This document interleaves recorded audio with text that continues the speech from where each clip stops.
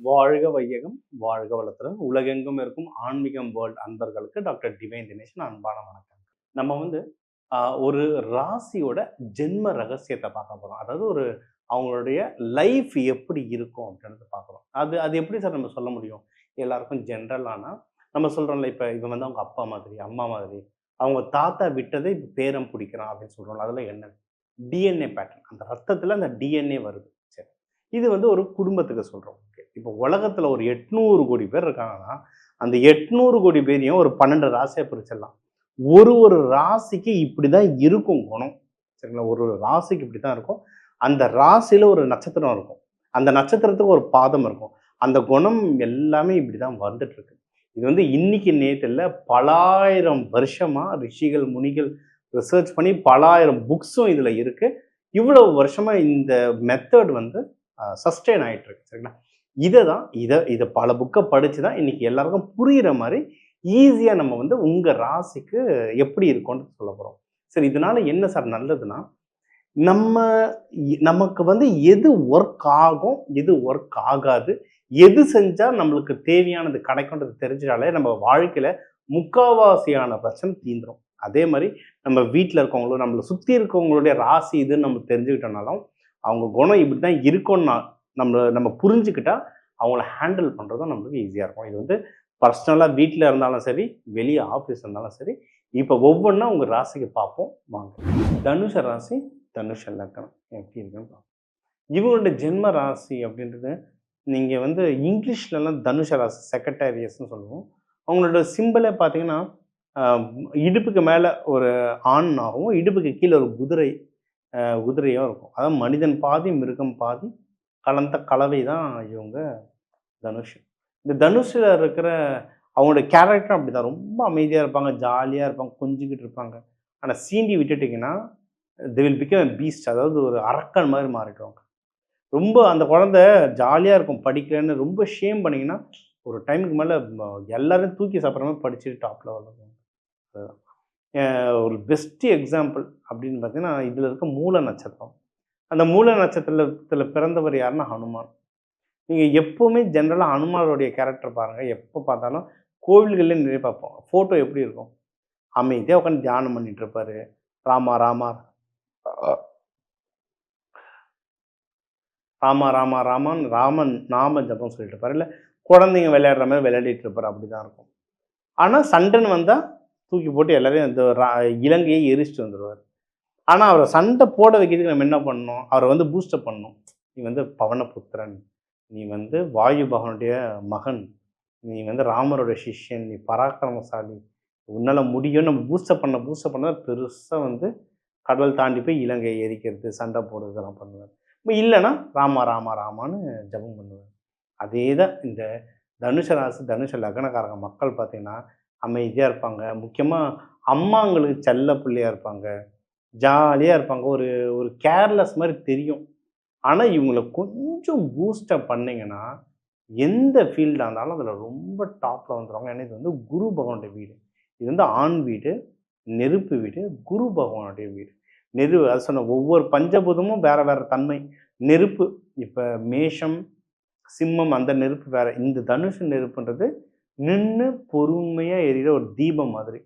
சரிங்களா? அதனால் இவங்களை வந்து நல்லா பூஸ்டப் பண்ணால் வாழ்க்கையில் சூப்பராக இவங்க வளர்ப்பாங்க. பெரும்பாலும் நிறைய பேர் திருமணத்துக்கு அப்புறம் 35 வயசுக்கு அப்புறம் தான் பயங்கரமான பிக்கப். ஏன்னா கரெக்டான ஸ்பௌஸ், கரெக்டான கணவனோ மனைவியோ அமைஞ்சிட்டா இவங்களை கைட் பண்ணி இவங்க நல்லா மேலே வந்துடுவாங்க. அது அமையில நம்ம தான் லைஃப் வந்து ரொம்ப டிஸ்டர்ப்ட் ஆகிடும். இது ஒன்று. இவங்க வந்து நீங்கள் தொழில் அப்படின்னு எடுத்துக்கிட்டீங்கன்னா இதுவும் அரசாங்கம். ஏன்னா குரு பகவான், குருன்றவர் ஒரு ராஜாவுக்கு இருக்கிற மந்திரியாக இருப்பார், குருவாக இருப்பார், ராஜா வணங்குற குருவாக இருப்பார். ஸோ அரசாங்க உத்தியோகம். இதில் இருக்கவங்களுக்கும் நிறைய அரசாங்க உத்தியோகத்தில் இருப்பாங்க. அரசாங்க உத்தியோகத்தில் நல்ல பொசிஷனில் இருப்பாங்க. ஏன்னா குருவில் சீனியர் மேனேஜர்ஸ், டேரக்டர் லெவல்ஸ் நல்ல பொசிஷனில் இருப்பாங்க.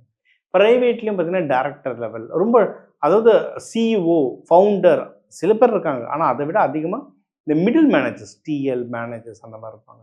இதில் ஈஸியாக கண்டுபிடிக்கலாங்க. நம்மளுக்கு ஒரு 4-5 மேனேஜர் இருந்தாலும் பக்கத்து டீமில் ஒரு மேனேஜர் இருப்பார், நல்ல மனுஷனாக இருப்பார். அவரை நம்மளுக்கு ரொம்ப பிடிக்கும். அவர் எது போனாலும் ஒரு ஹெல்ப் பண்ணுவார், நல்ல கைடு பண்ணுவார். அந்த மேனேஜர்ஸ்லாம் யாருன்னா மோஸ்ட்லி தனுசு ராசி, தனுசு லக்னம். மற்றவங்கள கைடு பண்ணுறது நேச்சுரலாகவே அவங்களுக்கு பிடிக்கும். நல்ல கோச், கன்சல்டன்ட்ஸ், இது ஜோதிடத்துலலாம் நிறைய பெரிய ஆளுங்க இந்த தனுஷ ராசி, தனுஷ லக்னத்துக்கு நிறைய பேர் இருப்பாங்க. மெடிக்கல் அஸ்ட்ராலஜியில் பார்த்தீங்கன்னா இதுவும் பின்பகுதி இருக்கிற மர்ம உறுப்புகள் இல்லை ப்ரைவேட் பார்ட்ஸ் வரும். அதாவது மலக்குழாய் இதெல்லாம் வந்து தனுஷ ராசியில் வரும். முக்கியமாக மூலம் நட்சத்திரம். நட்சத்திரம் வச்சா பாடி பார்ட்ஸ் எல்லாம் மெயினாக மூலம். அதனால அது பேரே மூலம். மூலம் வர நோய் வருது. அந்த மூலம் இடத்துல இருக்கிறது தான் மூலம்னே சொல்லுவாங்க. இவங்க அந்த லோவர் அப்டமனல் ஏரியாலாம் பார்க்கணும். எனக்கு தெரிஞ்ச நிறைய தனுஷ ராசி லக்னக்காரங்களுக்கு அந்த அந்த ஆசன வாயு பக்கத்தில் ஏதாவது ஒரு விதமான சர்ஜரியோ அடிப்படுறது ஏதாவது நடந்திருக்கு. இந்த பாயிண்ட்டை நான் சொல்லியே எனக்கு ஒரு 10 காலாவது வந்திருக்கும். ஆமாம் சார், எனக்கு சார், எனக்கு சார்ன்ட்டு. ஸோ அதை சரி பண்ண முடியுமானா எஸ். அதுக்கேற்ற கலர் தெரப்பி, அதுக்கேற்ற மலர் மருந்துகள் இருக்குது. இதெல்லாம் சாப்பிடும்போது உடம்பு வந்து நல்லபடியாக ரெக்கவர் ஆகும். அதாவது 10 அடி வாங்குற இடத்துல ஒரு 2-3 அடியோடு தப்பிச்சுக்கலாம். அவ்வளோதான் விஷயம். சரிங்களா? ஸோ இவங்களும் உடம்பை இந்த நிலைக்கு பார்த்துக்கணும். ஸோ இவங்களும் பிஸ்னஸ் பண்ணாலும் தெளிந்த மைண்டோட கேர்ஃபுல்லாக காய் நகர்த்தி பிஸ்னஸும் இவங்க நல்லா பண்ணுவாங்க. பெஸ்ட்டு ஜாபில் ஒரு சீனியர் மேனேஜர் ரோலில் இருக்கிறது ரொம்ப பெஸ்ட்டு. நம்ம ஆஃபீஸுங்களில் யாராவது ஒருத்தர் நம்ம குருஜின்னு கூப்பிட்டுக்கிட்டே இருக்கும். ஏன்னா எந்த கேள்வி கேட்டாலும் பதில் சொல்லுவாங்க அந்த குருஜி.